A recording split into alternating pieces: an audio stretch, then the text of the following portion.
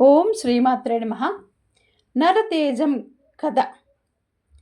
బ్రహ్మదేవుని దివ్య సంకల్పమున నర నారాయణల తేజము మహోన్నతంగా ప్రకాశిస్తుంది. అర్ధనారీశ్వర తేజం కంటే విభిన్నంగా నరనారాయణుల తేజం ప్రకాశిస్తుంది. నరుడు సగం, నారాయణుడు సగం. జగం ఊహించని దివ్య రూపం అది.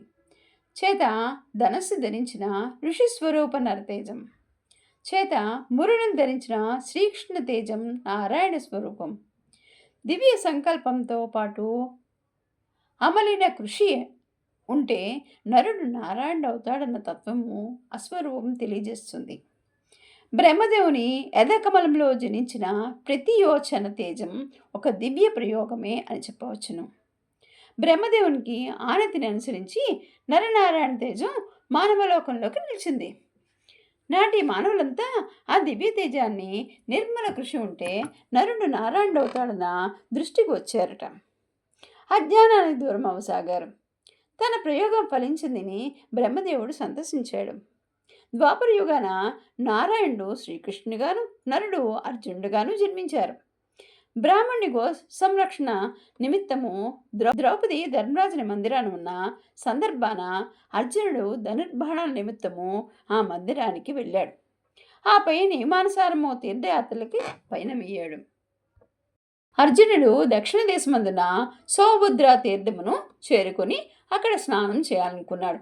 అందులో అక్కడికి కొందరు మహర్షులు వచ్చి అర్జునుడితో, విజయ, ఈ తీర్థమును మొసళ్ళు సంచరిస్తున్నవి, స్నానం చేడుకు దిగిన వారిని చంపును. మోక్షానికి పోతే మొసలెత్తికిపోయినట్లు నీవు స్నానానికి వెళ్ళినా అవి నిన్ను చంపును. కావున సరస్సులోకి దిగవద్దని ఆ మునులు చెప్పారు అర్జునుడికి.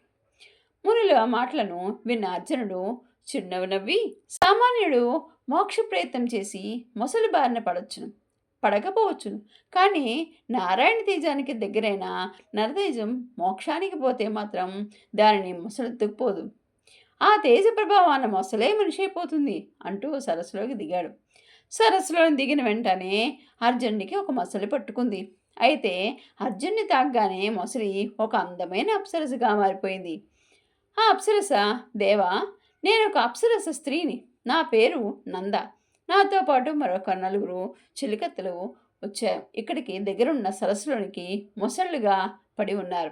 వారి పేర్లు లలిత, పద్మ, సౌరభేయి, సమీచి. ఒకనొకప్పుడు మేము 5గురము ఇక్కడికి వచ్చాం. ఇతడికి సరస్సులన్నిట జలకాలాడాము.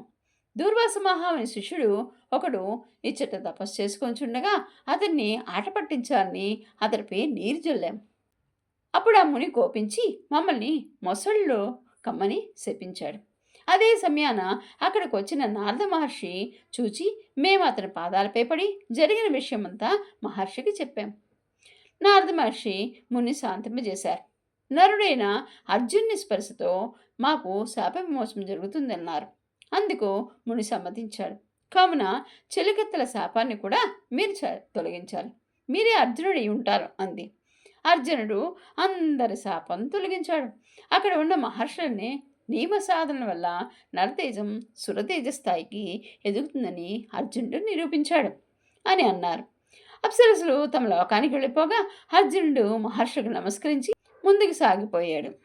ఓం శ్రీమాత్రే నమః.